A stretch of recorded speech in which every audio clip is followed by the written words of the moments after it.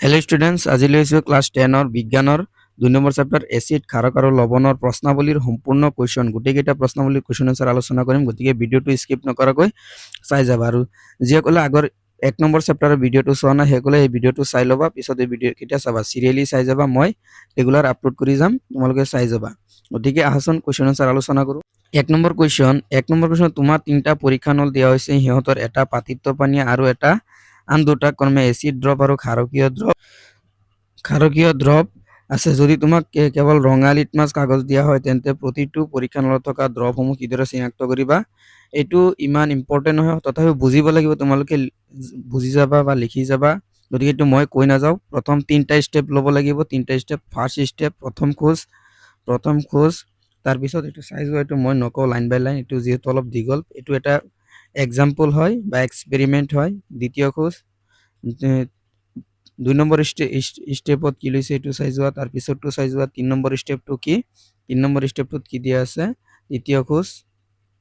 তাৰপিছতটো আছে, তাৰপিছৰ কুৱেশ্যনটো চাই যাবা, এইকেইটা চাই যোৱা। তাৰপিছৰ কুৱেশ্যনত আছে দৈ আৰু টেঙা বস্তু পিতল আৰু তামৰ পাত্ৰত থোৱা নহয় কিয়। দৈ আৰু টেঙা খাদ্যবস্তু এচিড থাকে, দৈত লেক্টিক এচিড থাকে। এই এচিডে পিতল আৰু তাম ধাতুৰ সৈতে বিক্ৰিয়া কৰি বিষাক্ত পদাৰ্থ উৎপন্ন কৰে আৰু তাৰপিছত ক্ষয় হয়, পাত্ৰটো ক্ষয় যায়, সেইবাবে একেটা পাত্ৰত থোৱা নহয়। এচিডে ধাতুৰ সৈতে বিক্ৰিয়া কৰিলে সাধাৰণতে কোনটো গেছ নিৰ্গত হয়, এটা উদাহৰণ সৈতে পৰীক্ষাটো বৰ্ণনা কৰা। এচিডে ধাতুৰ সৈতে বিক্ৰিয়া কৰি হাইড্ৰজেন গেছ নিৰ্গত কৰে। এটা পৰীক্ষাৰ অলপ লঘু ছালফিউৰিক এচিড আৰু কেইটামান জিংক বা 10টা টুকুৰা লোৱা হ'ল আৰু বিক্ৰিয়াটো zinc plus hydrogen sulphate zinc sulphate plus hydrogen. গেছটোৰ উপস্থিতি পৰীক্ষা নিৰ্গত হোৱা গেছখিনিৰ ওচৰত এডাল জ্বলন্ত মমবাতি বা জুইশালৰ কাঠি লৈ গেছখিনিৰ দিয়া হ'ল আৰু পপ শব্দ জ্বলি উঠে আৰু ইয়াৰ পৰা প্ৰমাণ হয় যে এটা হাইড্ৰজেন গেছৰ উপস্থিতি বুজায়। তাৰপিছতো আছে এটা ধাতুৰ যৌগ লঘু হাইড্ৰক্লৰিক এচিডৰ সৈতে বিক্ৰিয়া কৰি বুৰবুৰণি সৃষ্টি কৰে। উৎপন্ন হোৱা গেছটো এডাল জ্বলি থকা মমবাতি নুমায়। বিক্ৰিয়াটোত উৎপন্ন হোৱা এটা যৌগ কেলছিয়াম ক্লৰাইড হ'লে বিক্ৰিয়াটোৰ বাবে সন্তৰিত ৰাসায়নিক সমীকৰণ লিখা। যিহেতু গেছটো জ্বলি থকা মমবাতি নুমায়, সেয়ে গেছটো নিশ্চিতভাৱে কাৰ্বন ডাই অক্সাইড আৰু হাইড্ৰজেন গেছ হ'ব। যিহেতু উৎপন্ন হোৱা লৱণটো কেলছিয়াম ক্লৰাইড, গতিকে ধাতুৰ যৌগ হ'ব কেলছিয়াম কাৰ্বনেট।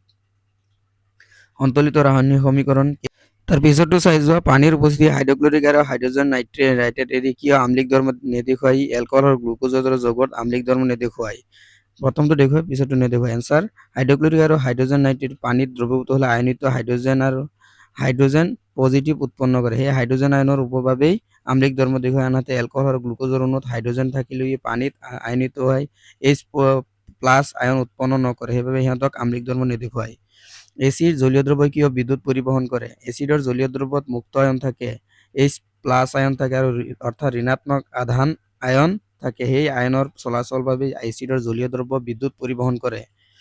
শুকান হাইড্ৰক্লৰিক এচিডে কিয় শুকান লিটমাছ কাগজৰ ৰং সলনি নকৰে।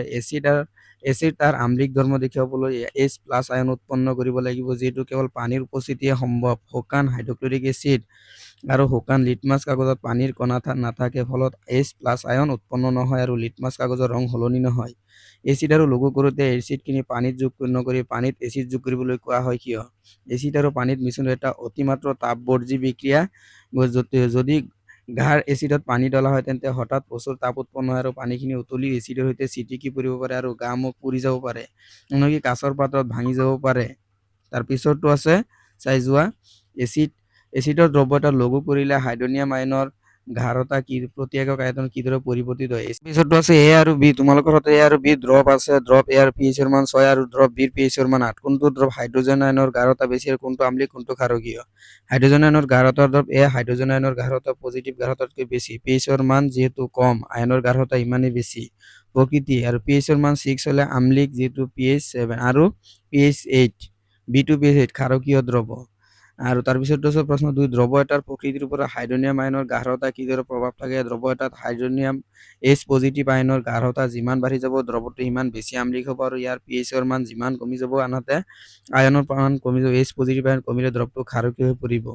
3 নম্বৰ, ক্ষাৰকীয় দ্ৰৱত H পজিটিভ আয়ন থাকেনে, যদি থাকে তেন্তে সিহঁত কিয় ক্ষাৰকীয় হয়। ক্ষাৰকীয় দ্ৰৱত H পজিটিভ আয়ন থাকে, কিন্তু ইহঁত ক্ষাৰকীয় হোৱাৰ কাৰণ হ'ল তাত থকা হাইড্ৰনিয়াম আয়নৰ গাঢ়তা হাইড্ৰজেনৰ আয়নৰ গাঢ়তাতকৈ বেছি থাকে।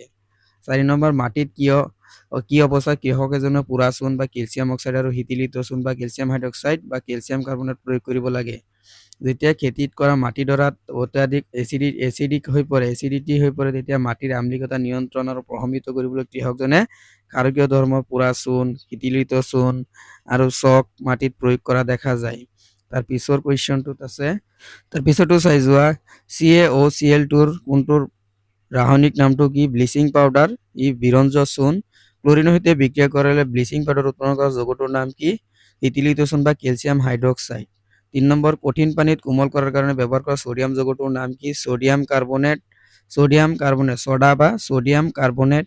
সোডিয়াম হাইড্ৰজেন কাৰ্বনেট ড্ৰপ এটা উত্তপ্ত কৰিলে কি হয়? বিক্ৰিয়াটোৰ সমীকৰণ লিখা।